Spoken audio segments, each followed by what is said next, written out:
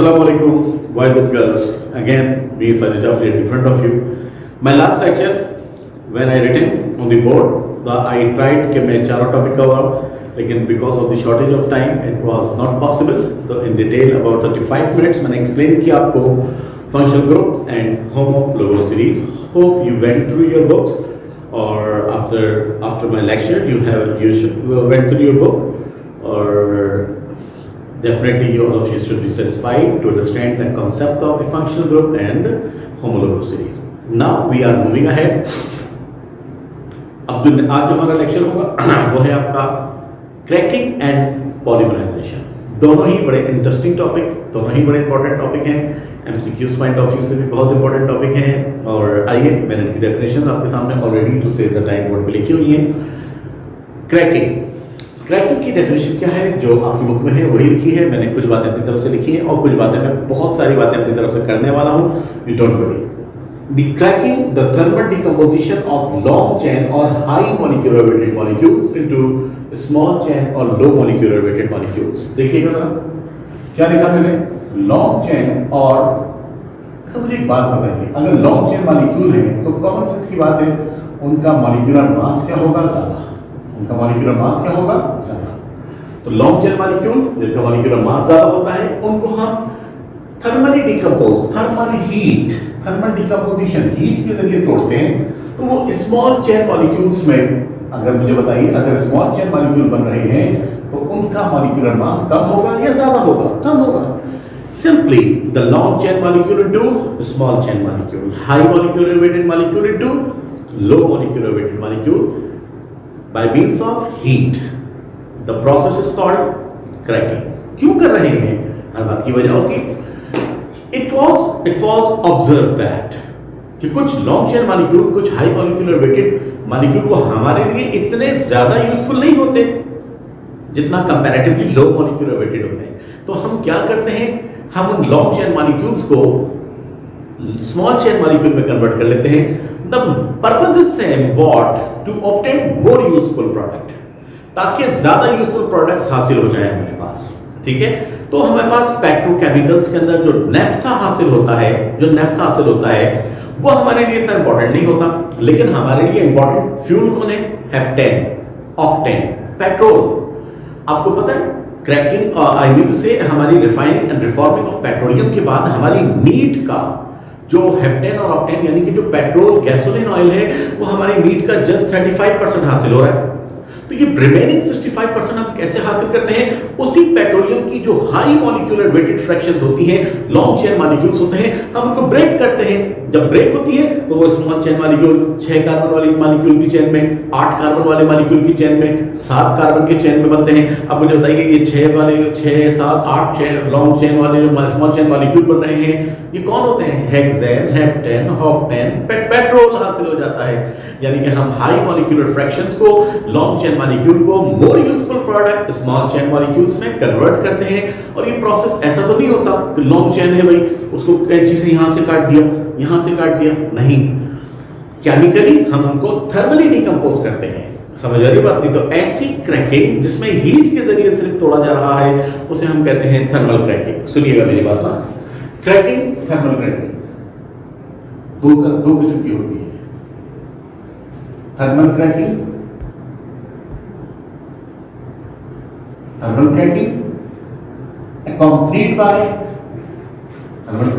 accompanied by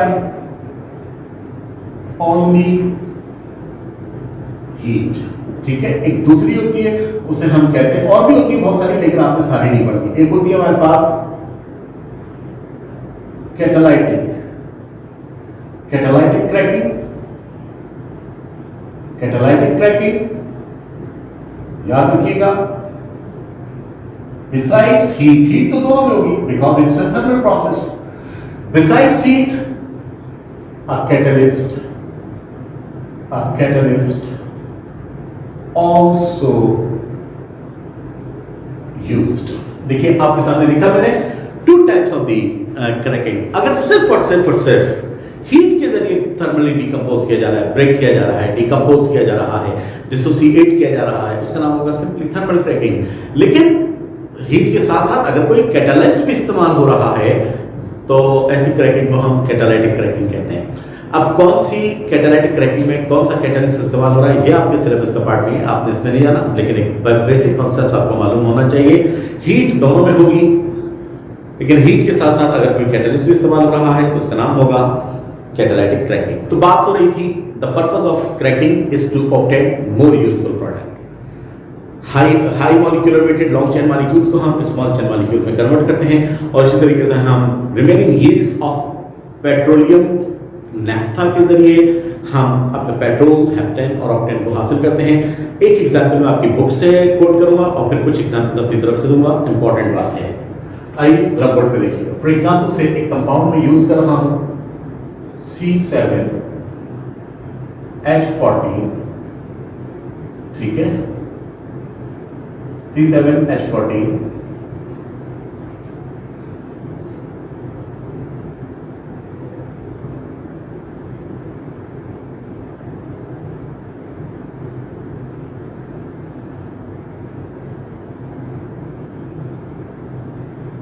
H30, ये लीजिए। Simply यार इधर देखिएगा क्या है ये C29 47 टू द 14 15, ठीक है। ये कितना हो जाएगा बेटा 14, बल्कि इसको हटाइए, कोई और यूज करते हैं। आपकी बुक में स्पेसिफिकली क्या लग रहे हैं, लेट्स योर, मुझे लेट मी चेक।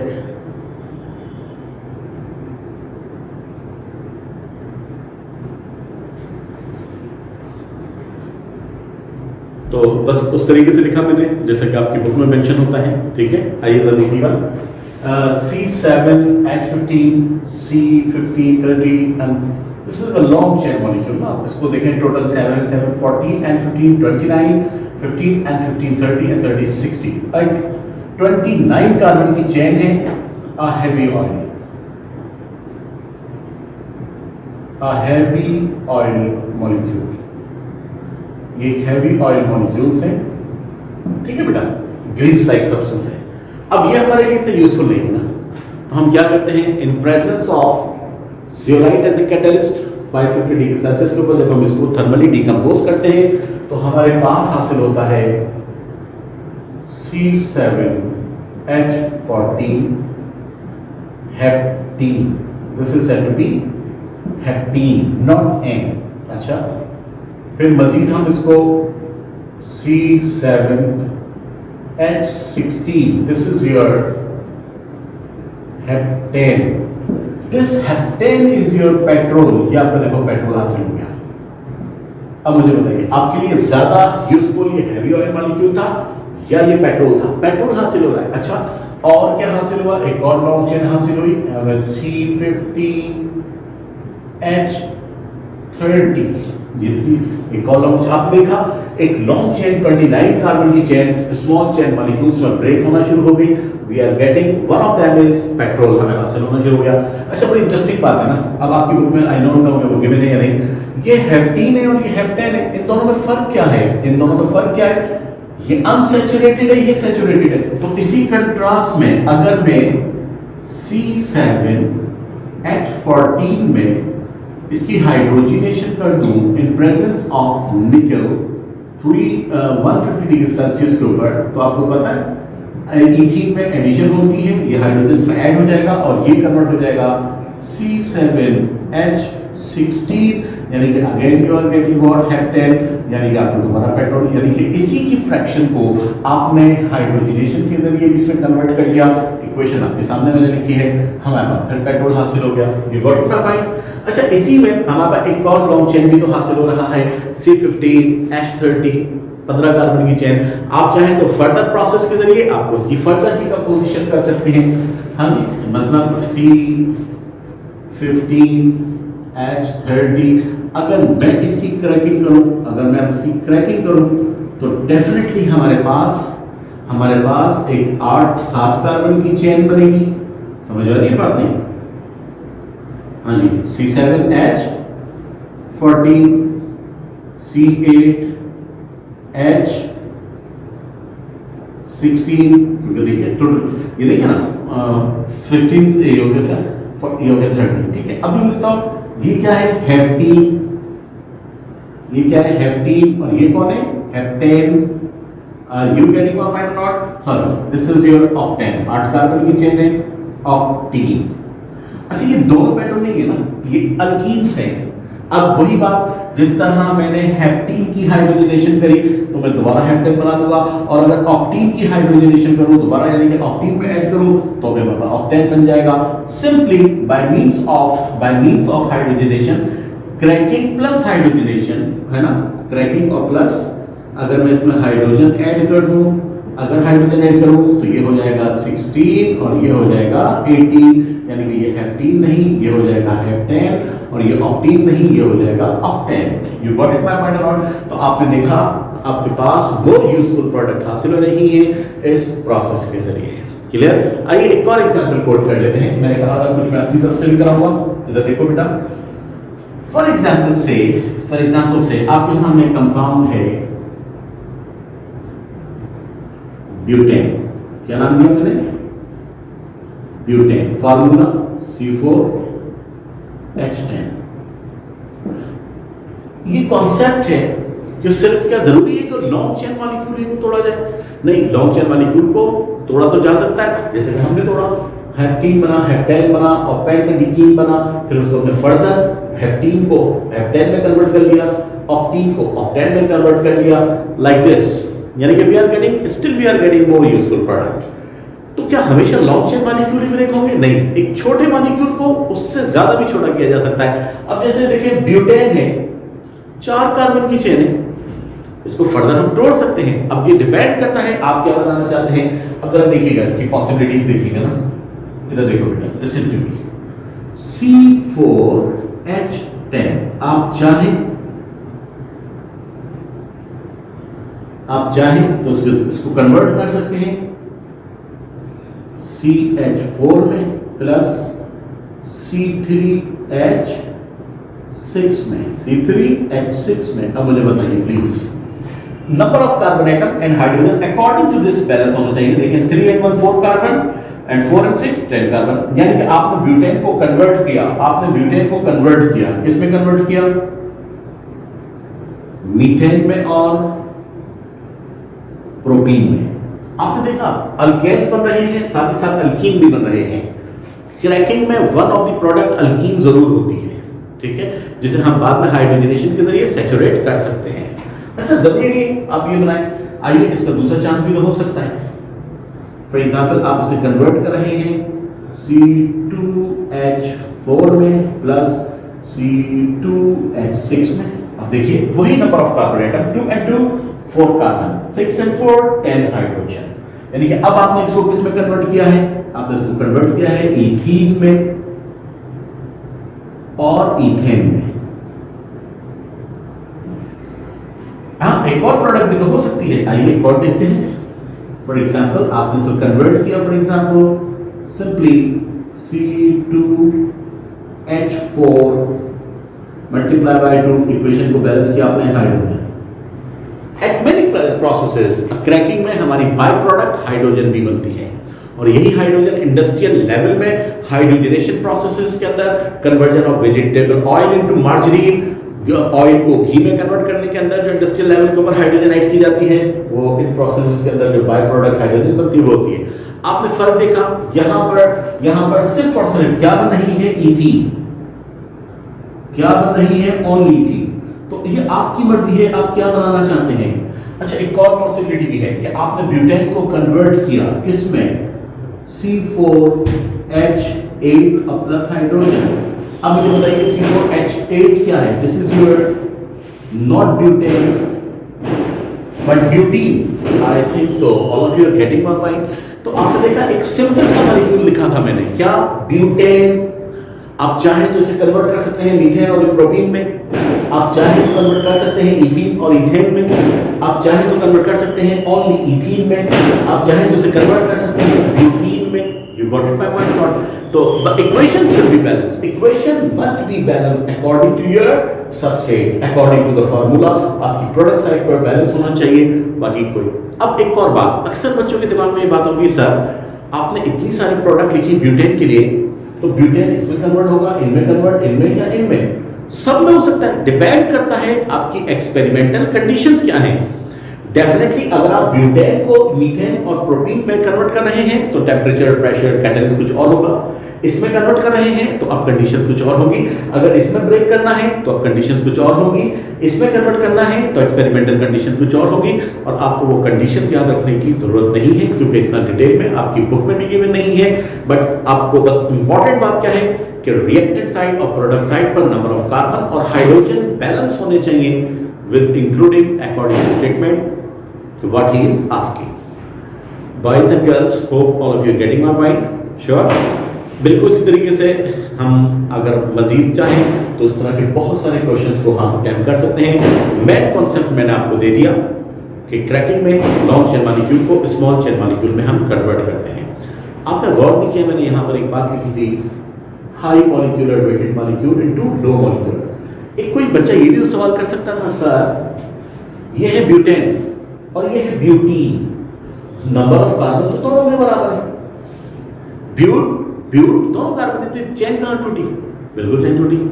ये देखिए ना, ये है ब्यूटेन, इसका मॉलिक्यूलर मास क्या है? ज्यादा, क्योंकि इसमें 10 हाइड्रोजन है।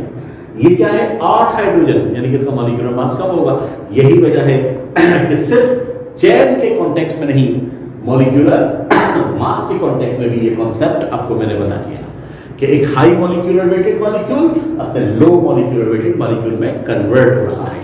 The purpose of cracking is to obtain more useful product. Boys and girls, अब जो मैं बात करने वाला हूँ वो बड़ी इंपॉर्टेंट बात है, मुझे बताने की जरूरत नहीं है आपको। अल्हम्दुलिल्लाह ऑर्गेनिक केमिस्ट्री में इतना लेवल पर लेकर आ चुका हूँ, आप खुद मुझे बताएंगे। The conversion of the long chain molecule into small chain molecule, the process is called, आप सब उसका आंसर सब बता देंगे, क्रैकिंग। सब बता देंगे क्रैकिंग, है ना?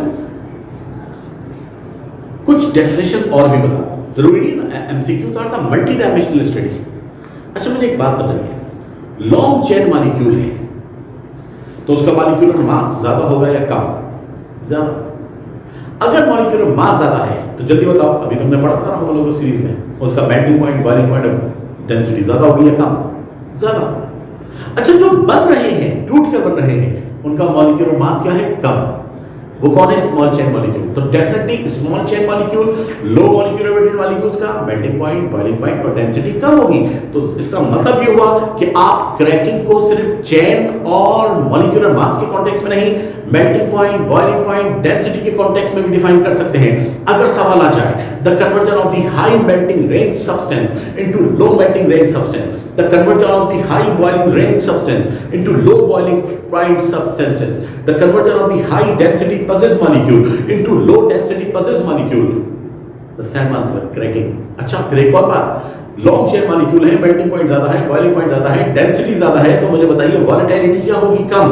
इनफ्लेमेबिलिटी क्या होगी? कम। तो आपसे ये भी तो पूछ सकता है, the conversion of the non और less volatile substances into highly volatile substances is also called cracking. The conversion of non or less inflammable substances into highly inflammable substances. तो simply I wanted to say cracking को आप chain के context में, molecular मास के context में, melting point के context में, boiling point के कॉन्टेक्स्ट में, डेंसिटी के कॉन्टेक्स्ट में, वॉलेटिलिटी के कॉन्टेक्स्ट में, इनफ्लेमेबिलिटी के कॉन्टेक्स्ट में भी डिफाइन कर सकते हैं। Concept should be given. Hope you will memorise. Boys and girls, at last time और 10 मोमेंट्स में एक छोटी सी बात मैं आपको और डिस्कस करना चाह रहा हूं। एट मेनी प्लेसेस आपके टीचर्स ने, आपकी बुक में भी लिखा जाता है क्रैकिंग और पायरोलिसिस। क्रैकिंग और पायरोलिसिस, देखिए गौर से देखिए, मैंने टॉप पर हेडिंग दी है क्रैकिंग और pyrolysis.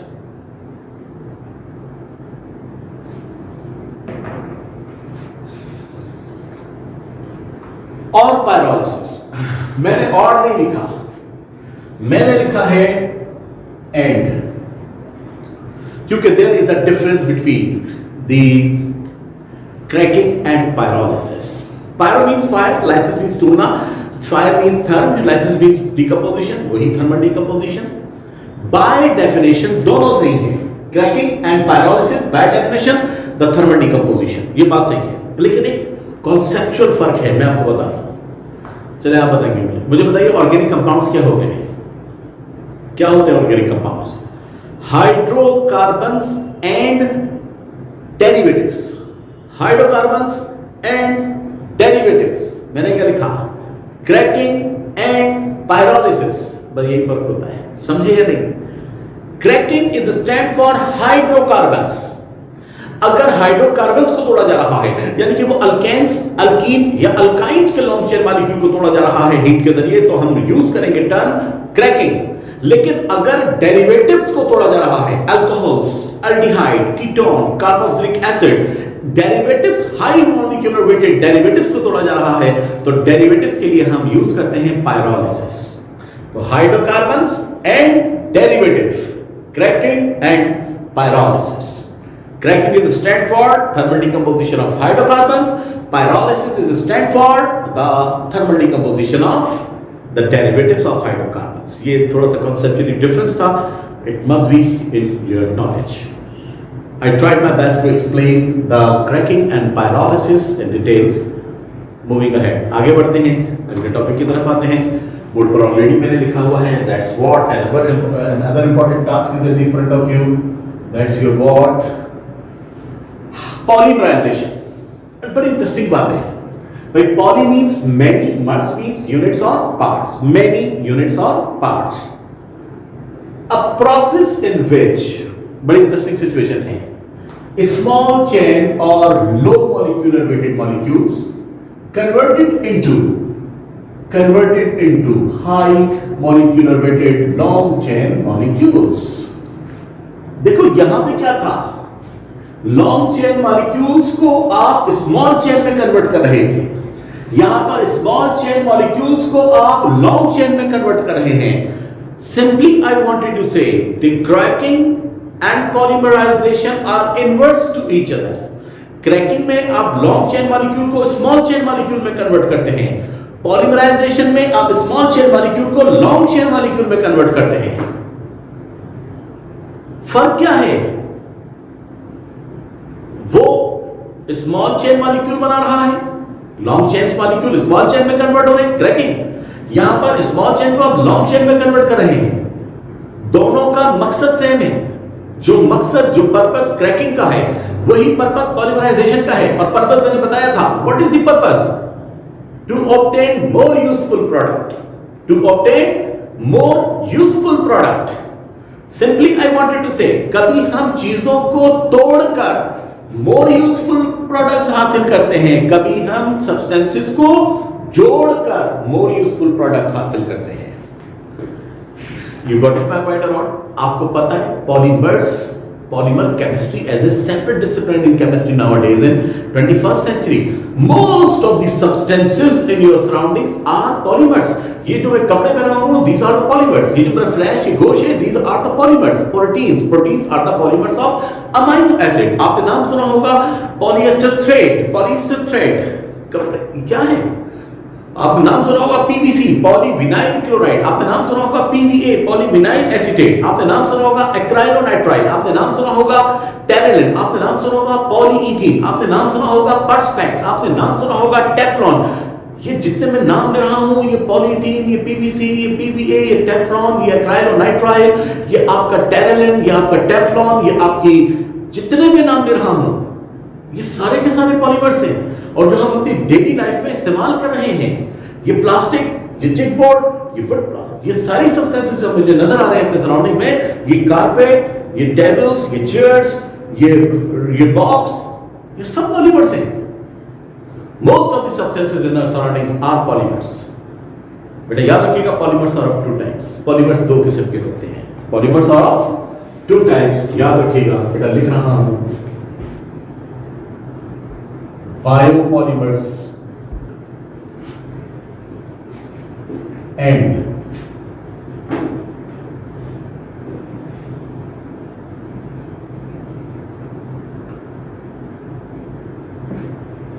the biopolymers, synthetic polymers, simply I wanted to say collectively they are said to be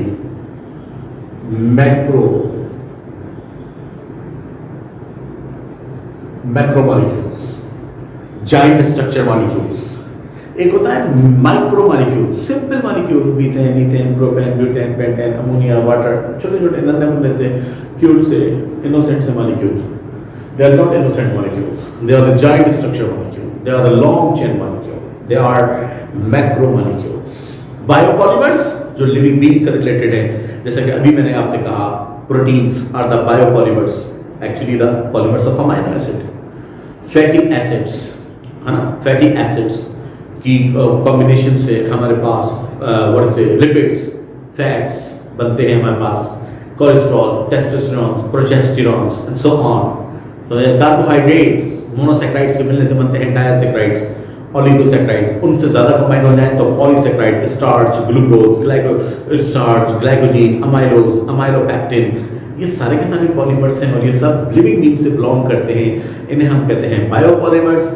और जो हमारे जो नेचुरल नहीं होते, जो लेबोरेटरी प्रिपेयर्ड होते हैं, जैसे PVA polyvinyl acetate, polyvinyl chloride, है ना, PVC, और एक्राइलोनाइट्राइल, टेरेलिन, टेफ्लॉन, और जो था पॉलीईथीन, पर्सपेक्स और बेकलाइट, ये जितने मैं नाम ले रहा हूँ, और a lot of the different synthetic material और द पॉलीमर्स यू हैव.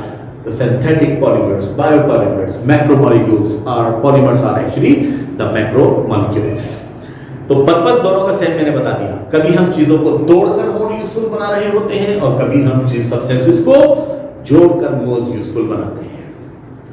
अभी इंटरेस्टिंगली मैंने आपको एक इंपॉर्टेंट बात बताई थी कि आप सिर्फ लॉन्ग चेन के कॉन्टेक्स्ट में इसको डिफाइन नहीं कर सकते.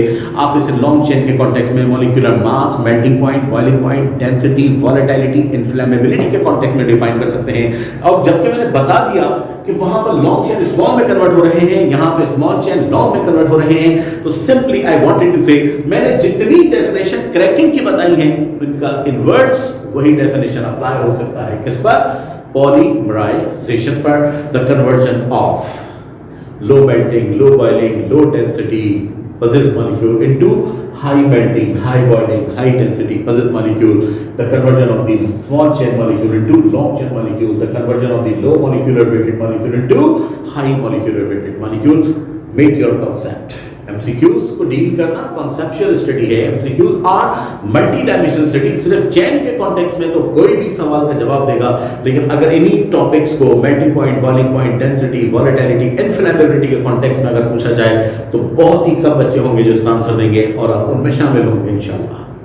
तो कम टू द पॉइंट, आइए देखते हैं. पॉलीमराइजेशन बेटा और ऑफ टू टाइप्स, दो किस्म की होती है, मेनली आपकी नॉलेज में है बेटा. पॉलीमराइजेशन of two types. Number one,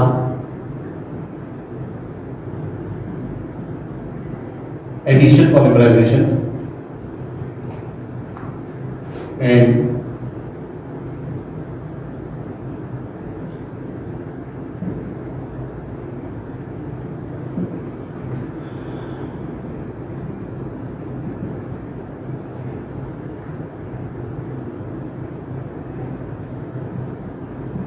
addition polymerization and condensation polymerization. और साथ ही साथ मैंने कुछ ब्रैकेट्स का स्पेस भी रखा है. उसका रीजन क्या है सुनिएगा. थोड़ा सा मैं इसके बारे में लिखना चाहूँगा, उसके बाद हम आगे बात करेंगे.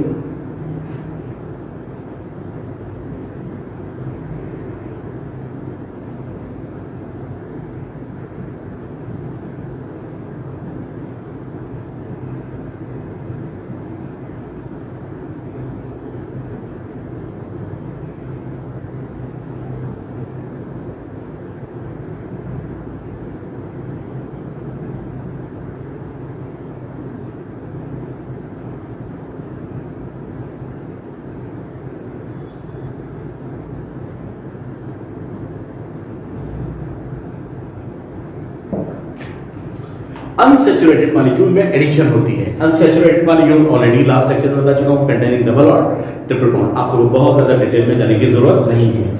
और ओनली अनसैचुरेटेड मॉलिक्यूल पॉलीमराइज यानी कि डबल और ट्रिपल बॉन्ड वाले होते हैं. और आपने सारे नहीं पढ़ने, आपने सिर्फ double bond with no by product. Addition है ना, 2 + 2 आंसर 4, 2 + 2 + 2 + 2 आंसर 6. कोई और दूसरा आंसर नहीं आ रहा. एडिशन में सिर्फ एक आंसर आता है.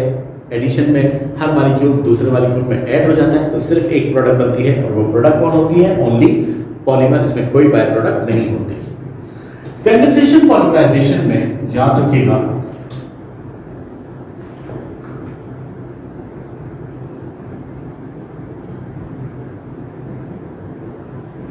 similar or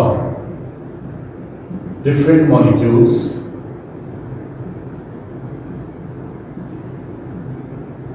polymerized to form polymer with byproduct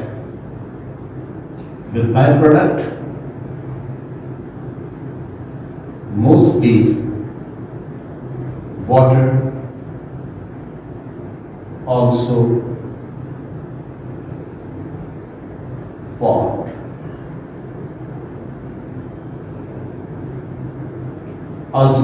यानी आपने देखा एक सिंपल सी बात है, only the similar molecules polymerize, यानी कि similar molecules means और वो सिमिलरिटी क्या होगी, अनसैचुरेटेड मॉलिक्यूल पॉलीमराइज होंगे और इसमें कोई बाय प्रोडक्ट नहीं मिलती, जबकि इसमें एक बाय प्रोडक्ट, यानी कि अगर हमारे पास कोई पॉलीमर गिवन है, हम पॉलीमर को देखकर बता सकते हैं कि वो एडिशन पॉलीमर है या अगर उसके साथ वाटर बन रहा है तो इसका मतलब है the principle behind condensation polymerization. लेकिन सिर्फ पॉलीमर बन रहा है और कोई बाय प्रोडक्ट नहीं बन रही, तो ऐसी पॉलीमराइजेशन को हम कहते हैं एडिशन पॉलीमराइजेशन। आइए थोड़ी सी हम एग्जांपल्स के ऊपर जाएंगे, थोड़ी सी बात करेंगे। आई need your attention without wasting time, please don't divert your concentration.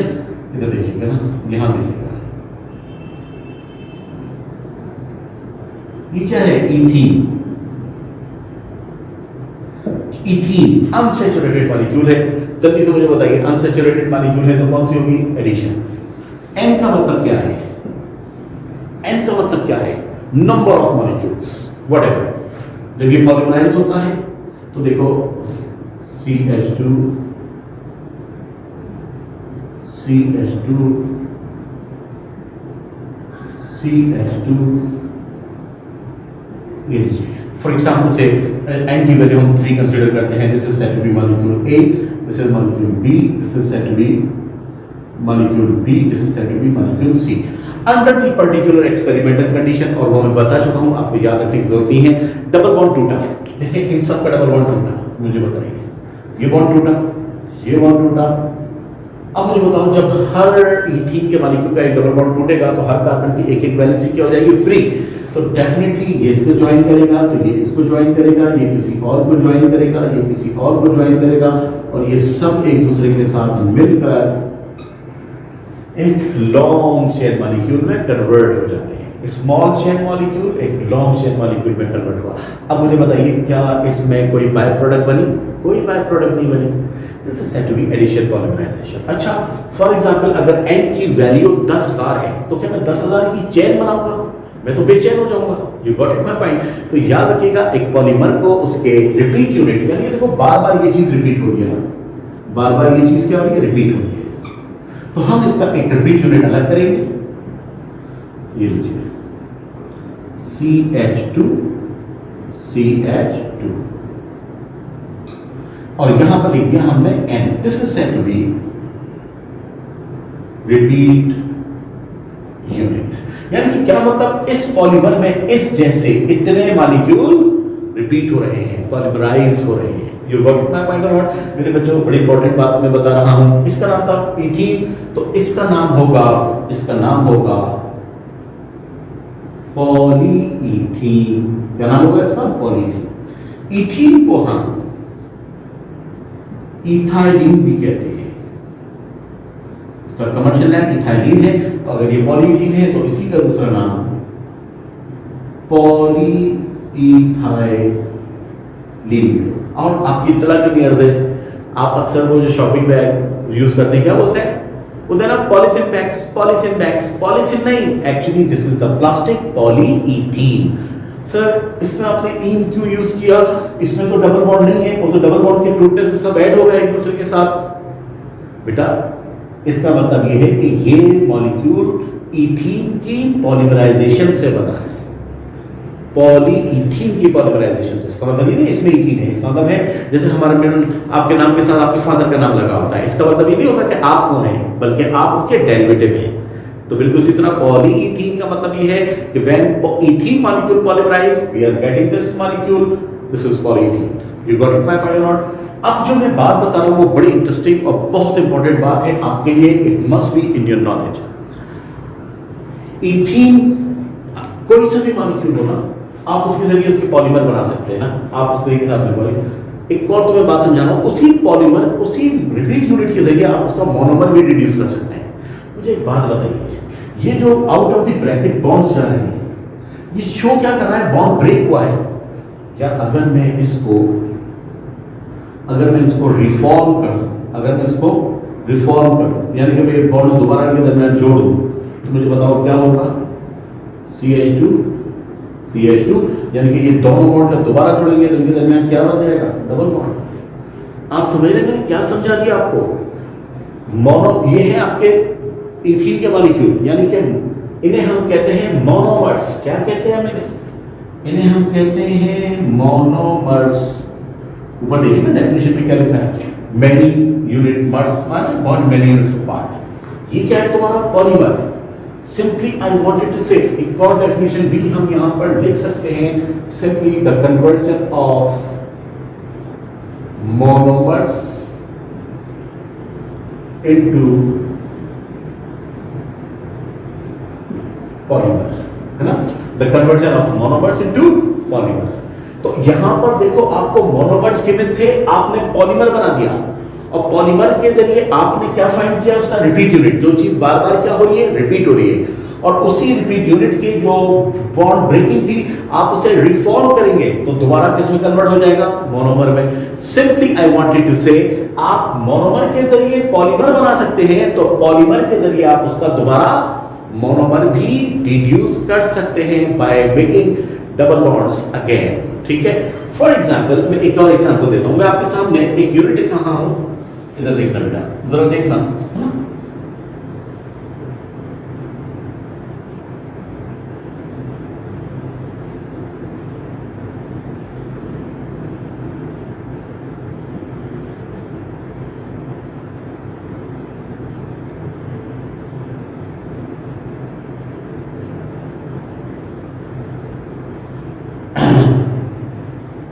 भाई एक पॉलीमर गिवन है, आपके सामने। फॉर एग्जांपल से पॉलीमर के जरिए आपसे मैं बताइए इसका रिपीट यूनिट क्या है? आप आसानी से देखिए बार बार रिपीट क्या हो रहा है। CH2CHCl, CH2CHCl, CH2CHCl, CH2, बार बार एक चीज रिपीट होती है। CH2CHCl, CH2CHCl, CH2CHCl, यानी कि ये होगा इसका रिपीट यूनिट। तो आपने इसका रिपीट यूनिट अगर किया CH2CHCl, ऐसे ही है ना बेटा? ये या आपने इसका रिपीट यूनिट अलग कर दिया। ये है इसका क्या? हाँ बेटे, ये क्या है इसका? Repeat unit. ये क्या क्या आपका इसका? Repeat unit. ये आपका रिपीट यूनिट। ठीक है? अब आप इसे मैं कहूं बताओ इसका मोनोमर क्या होगा?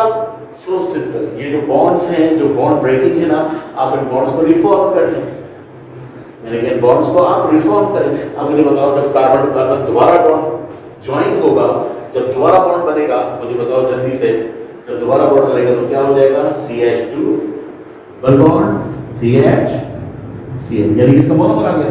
This compound is said to be vinyl chloride. बेटा इसे है क्लोरोइथीन। इस क्लोरोइथीन को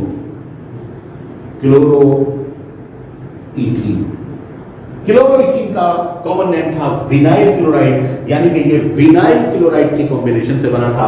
इसको हम कहते हैं पॉली विनाइल क्लोराइड, यानी कि simply it was your PVC। ये जो पाइप्स वगैरह में इस्तेमाल हो रहा है आज के समय PVC, आपको समझाया मैंने। मोनोमर्स के जरिए पॉलीमर के जरिए रिपीट यूनिट, और रिपीट यूनिट में डबल बॉन्ड्स रिफॉर्म करेंगे तो उसका मोनोमर बन जाएगा। यानी कि मोनोमर के जरिए पॉलीमर, तो पॉलीमर के जरिए आप उसका मोनोमर बना सकते हैं। और देखो दूसरी एग्जांपल में मैंने क्या किया, मैंने यहाँ पर एक पॉलीमर गिवन था। पॉलीमर के जरिए आपने क्या फाइंड किया? उसका रिपीट यूनिट। और रिपीट यूनिट में कार्बन टू कार्बन आपने जब बॉन्ड रिफॉर्म किया तो क्लोरोइथीन यानी कि विनाइल क्लोराइड बना। दिस वाज अच्छा इधर देखो, बड़ी इंटरेस्टिंग बात, यहां से बॉन्ड ब्रेक करो। ये देखो, फॉर एग्जांपल अगर ये होता, यही था ना भाई, यही था ना बेटा, ये देखो, यही आ गया, वही चीज आ गई सामने। क्योंकि इनमें डबल बॉन्ड टूटा था तो हर कार्बन की वैलेंसी, जैसे ऊपर मैंने समझाया कि वजह से ये से ज्वाइन, देखो वही बन गया दोबारा। तो make your concept, I always try my best to make your concept, आपके कॉन्सेप्ट होने चाहिए। अब गौर से देखिए, यहां पर क्लोरीन है ना, यहाँ पे कुछ भी हो सकता है, कोई और मॉलिक्यूल है, यू आर नॉट कंसर्न के साथ में क्लोरीन है, या भाई यहाँ पे पॉलीविनाइल क्लोराइड में क्लोरीन है, किसी और मॉलिक्यूल में COOH ग्रुप भी हो सकता है, कहीं पर बेंजीन का स्ट्रक्चर, तो आपका तो ताल्लुक उससे है ही नहीं है, वो कौन है, आपका ताल्लुक होगा carbon to carbon double bond linkage के जरिए, क्योंकि आप तक उसको एडजेसेंट लाकर उसको ब्रेक करना होता है। Hope you will get it these all things in your mind. It was something about the addition polymerization. आइए अब हम आते हैं थोड़ा सा कंडेंसेशन पॉलीमराइजेशन की तरफ। बॉयज आइए कुछ एग्जांपल। कंडेंसेशन पॉलीमराइजेशन में मैंने एक बात लिखी है, एक जैसे हो भी सकते हैं और एक जैसे नहीं भी होते। सबसे पहले तो हम यहाँ पर आपकी बुक वाली एग्जांपल कोट करते हैं, इधर देखिएगा सब लोग ना, don't divert your concentration please. आपकी बुक में है, अब उस पर बात करूँगा। फॉर एग्जाम्पल से आपकी बुक में है एग्जाम्पल बैकलाइट, इधर देखिएगा, फॉर्मल्डिहाइड प्लस फिनोल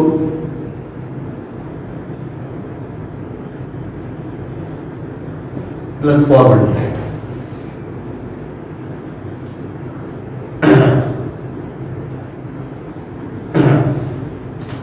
या मैं थोड़ा चेंज करता हूं, ठीक है, एक मिनट रुकिए, दोबारा देखिए,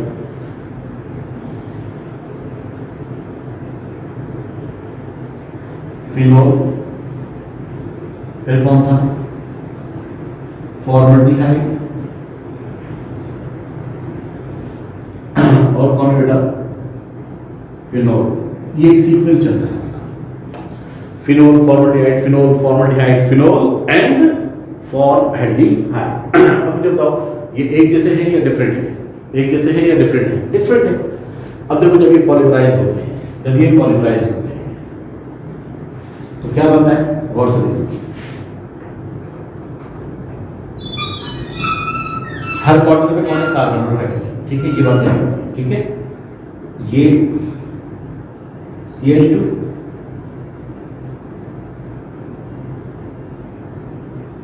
ये अपनी, I think so of you getting my point. We are getting a like molecule like this. इस तरह का हमारे पास एक पॉलीमर बन जाता है। अच्छा, होता क्या है इस पॉलीमर में, साथ ही साथ हमारे पास इसमें से एलिमिनेट होता है -H2O, यानी कि देखो इसमें वाटर मॉलिक्यूल एलिमिनेट हो रहा है। इक्वेशन को देखो, गौर से देखिएगा जो मैंने लिखी है,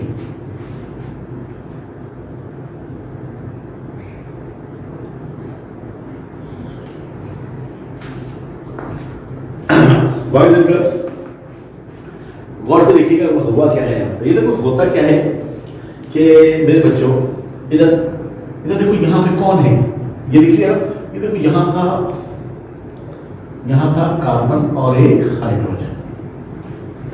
आपको समझाने के लिए इतना डिटेल में जा रहा हूं। बिल्कुल इस तरह हर कॉर्नर में कार्बन, हमने पढ़ा था ना बेंजीन का स्ट्रक्चर। तो एक्चुअली होता क्या है, अब देखो ये दोनों हाइड्रोजन और ये ऑक्सीजन,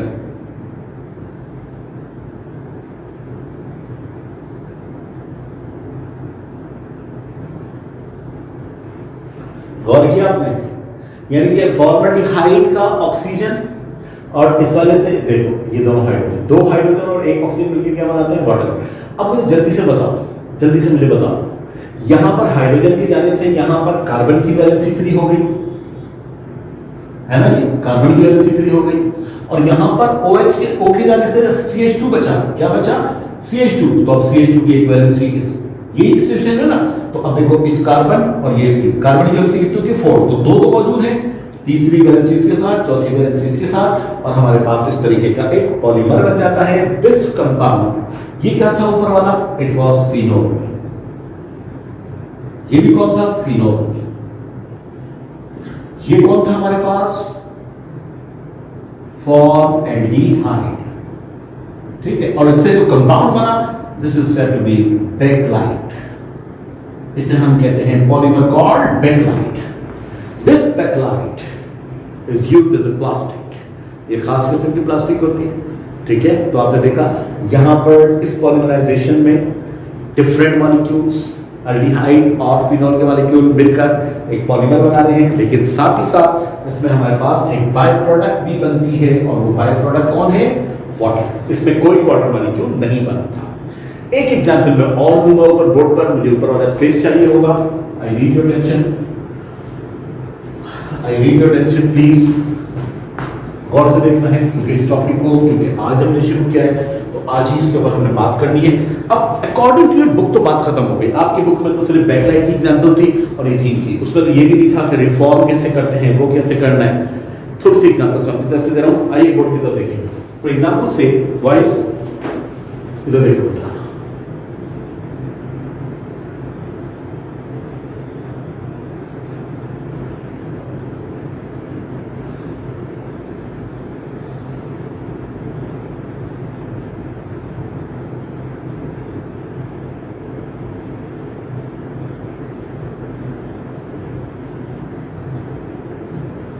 अब जनरल एग्जांपल, अमाइनो ग्रुप भी मौजूद है और कार्बोक्सिलिक ग्रुप भी मौजूद है। इसका नाम amino acid, amino COOH acid. अच्छा, बीच में मैंने लिखा CXHY, कोई भी ग्रुप लगा सकते हैं आप, क्योंकि नंबर ऑफ कार्बन डिफरेंट में डिफरेंट हो सकते हैं, तो ये जनरल ग्रुप है। CXY जरूरी है, आप बॉक्स भी यूज कर सकते हैं। असल चीज क्या है? Functional group. अभी मैंने पढ़ाया था फंक्शनल ग्रुप की वजह। अच्छा, इधर देखिएगा, इधर देख रहा हूँ। फॉर एग्जाम्पल से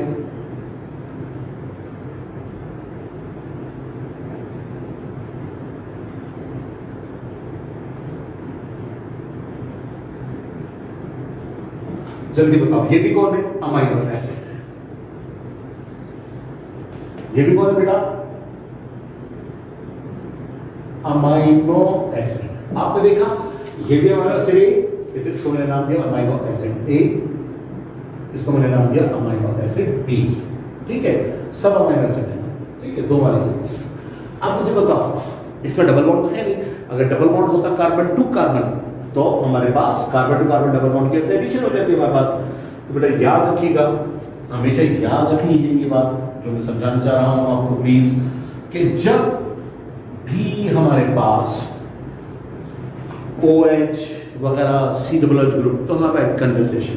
अब देखो होता क्या है, मॉलिक्यूल ए का OH ग्रुप, मॉलिक्यूल बी का H।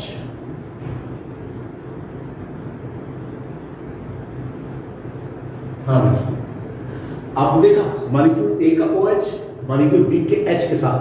तो कॉमन सेंस की बात है, जिस तरह बी का H इसके साथ, तो इसका H किसी और के साथ, तो इसका OH किसी और के साथ क्या बॉन्ड बना रहे हैं। और अब मुझे बताओ जल्दी से, इनके जाने से हुआ क्या? इनके देखो, वहां क्या बचा? NH क्या बचा? CXHY।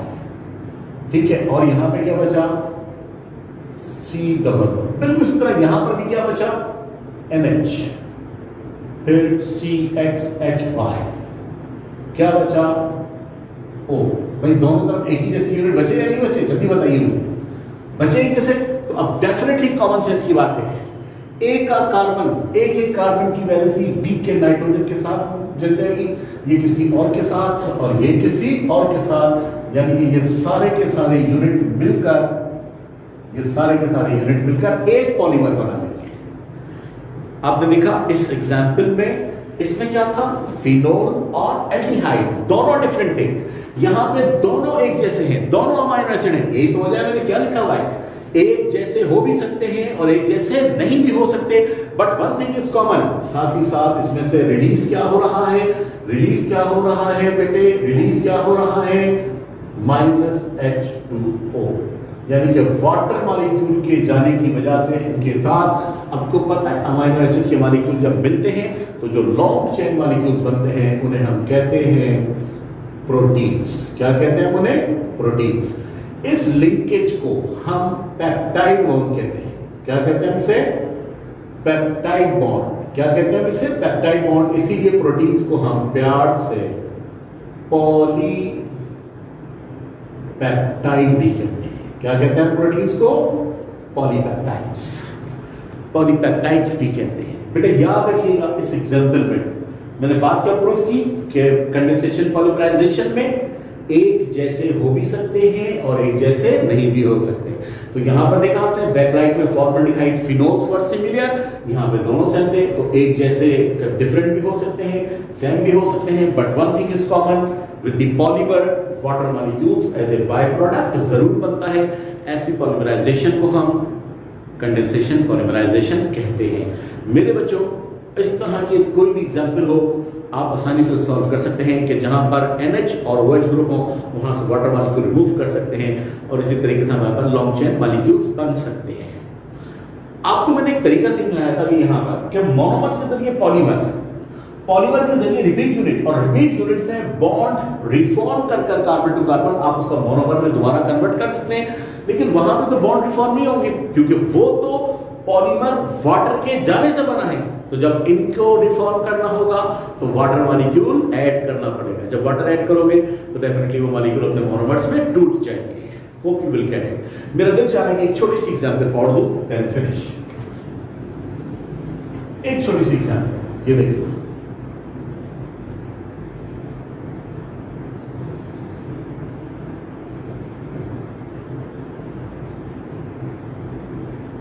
बेटे एक एग्जांपल है, इधर देखना। फॉर एग्जांपल से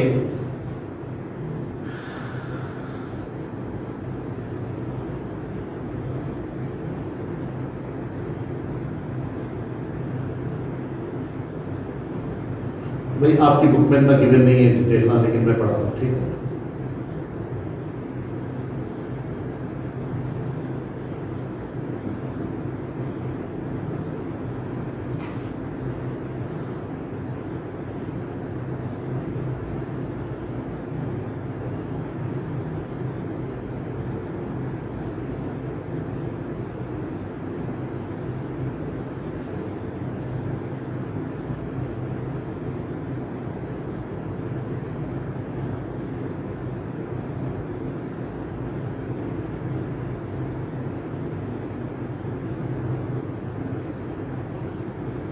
अब इसकी जितनी चाहे आप प्रैक्टिस करें मुझे नहीं।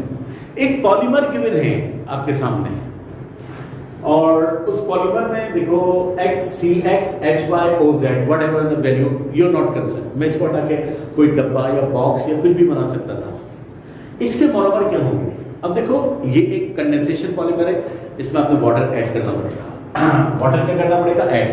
जब आप वाटर ऐड करेंगे तो मुझे एक बात बताइए, एडिशन ऑफ वाटर जब हम करेंगे इसमें, ठीक है, प्लस वाटर में होता क्या है? H and OH। बस इसको दिमाग में रखिएगा। मेरा जाती कहानी के मैं ज्यादा डिटेल में जा चुका हूं, लेकिन प्लीज प्रैक्टिस कर लीजिएगा, मेरी मेहनत जाया ना।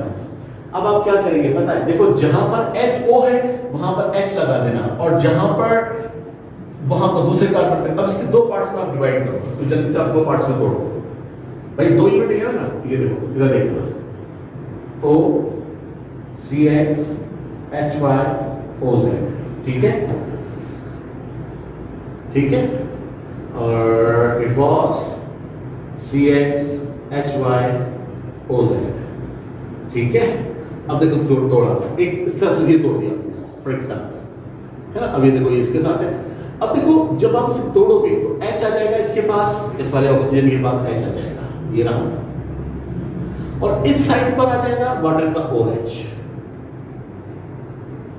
बिल्कुल सीधा। अब दूसरे मॉलिक्यूल में इस साइड पे कुछ भी नहीं है तो एक OH यहां पर आ जाएगा, CXHYOZ, ठीक है, और इस साइड पर भी एक OH, क्योंकि यहां पे देखो सिर्फ O बचेगा तो O के ऊपर H आ जाएगा। आपने देखा, यानी कि ये सिंपली दोनों तरफ OH ग्रुप, दोनों तरफ OH। फिर देखिएगा इसको प्लीज, फिर देखिएगा, ये देखो जब तुमने इस मॉलिक्यूल को ब्रेक किया यहां से, जब तुमने इस मॉलिक्यूल को ब्रेक किया तुम्हारे पास ये सिचुएशंस थी, ये सिचुएशन थी तुम्हारे पास, ठीक है। इस मॉलिक्यूल को तो देखो इस वाले O के साथ H आ गया तो इस वाली साइड पर OH आ गया।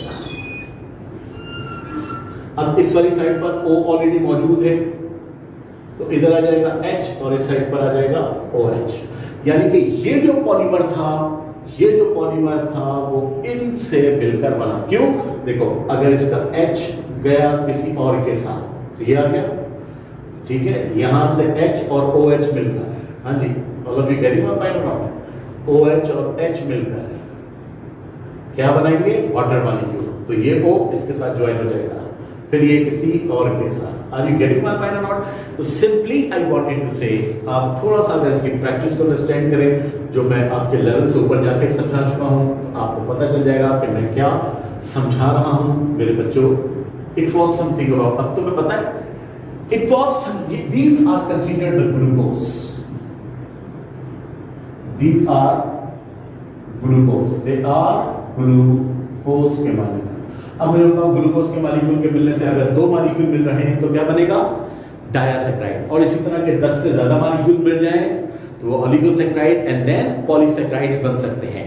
C6H12O6 ग्लूकोज का फार्मूला है, लेकिन मैं उस फार्मूले में नहीं लिख रहा हूं। जनरल CXYHYOZ, सिंपली ग्लूकोज के मॉलिक्यूल जब आपस में मिलते हैं तो हमारे पास जो लॉन्ग चेन पॉलीमर्स बनते हैं, they are actually the carbohydrates और दी पॉलीसैकेराइड्स।